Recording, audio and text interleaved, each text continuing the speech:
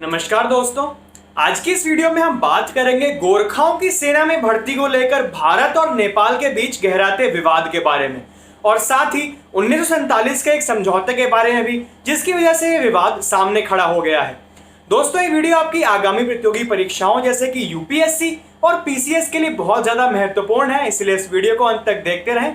और अगर आप पहली बार आए हैं हमारे चैनल के ऊपर तो सब्सक्राइब करना ना भूलें, क्योंकि हम ऐसी अमेजिंग वीडियोस लाते रहते हैं।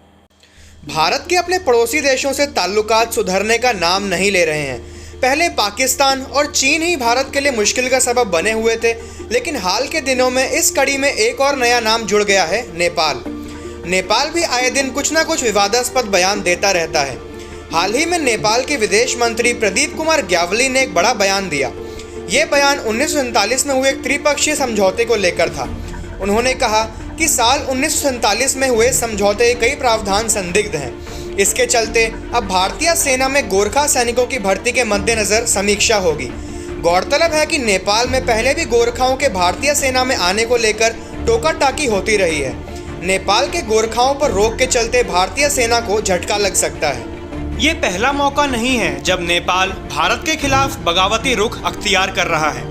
इसके पहले भी नेपाल नया राजनीतिक नक्शा जारी कर विवाद को जन्म दे चुका है। दरअसल साल की शुरुआत से ही नेपाल भारत के 3 क्षेत्रों को अपना बता रहा है।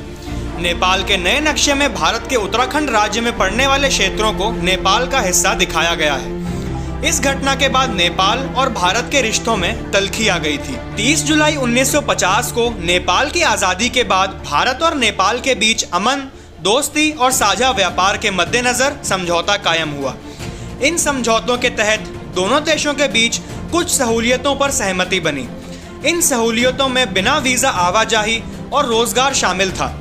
इन समझौतों का मकसद एक तरह से नेपाल के जरिए सामरिक तौर पर भारत की सीमाओं को मजबूत करना था और साथ ही भारत के नेपाल से व्यापारिक रिश्ते भी फायदेमंद थे। हालांकि इस समझौते से पहले से ही भारतीय सेना में गोरखा सैनिकों की मौजूदगी रही थी।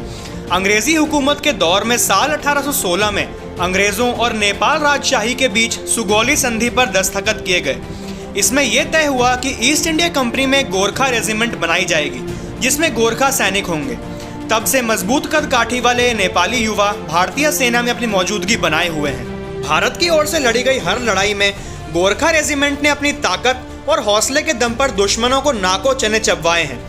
सिर्फ भारत की सरजमी पर ही नहीं, बल्कि दुनिया के और भी कोनों में गोरखा वीरों ने बहादुरी की मिसालें कायम की।